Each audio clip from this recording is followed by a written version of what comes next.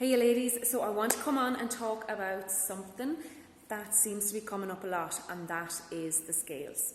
So with the weighing scales, we use it as only one method of measuring our progress. We also want to be taking photos weekly or bi-weekly, and we want to be measuring ourselves bi-weekly or monthly. They're a lot more accurate because the scales will fluctuate a lot, and that's completely normal. If you're in fat loss, you want to see the scales come down on average. If you're in maintenance, you want the scales to stay the same while you creep up your calories. If you're in a surplus, it will mean that the scales will be coming up. That's completely normal, and it's all part of the process. There's so many factors that are going to influence that number on the scales. So I want you to start getting on it, looking at the number, and then stepping back off it.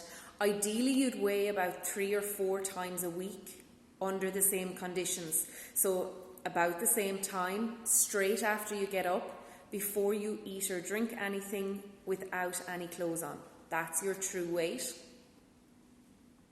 And weighing 3 or 4 times a week will give you an average. And sometimes people with their menstrual cycles, they might need to look at monthly averages.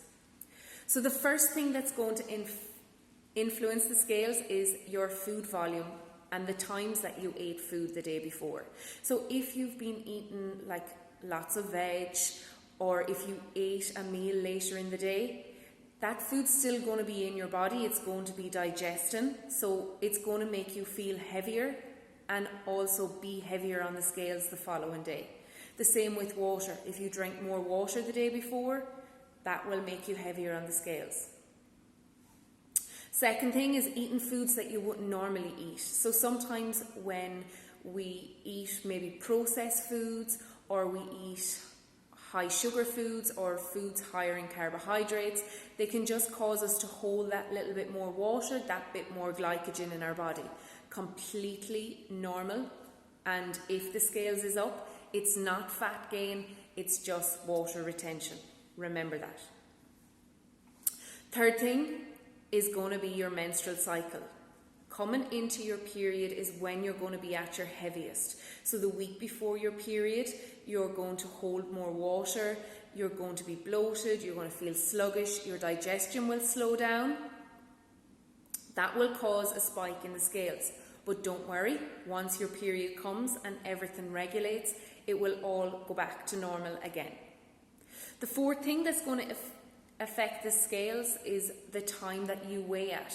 So if you weigh at 7 o'clock every morning during the week, and then at the weekend you're not weighing until 9 or 10 o'clock because you're waking up later, that's going to have an impact. That's going to cause the number to fluctuate. Completely normal. And the fifth thing is going to be your digestive system and how well your bowels are moving.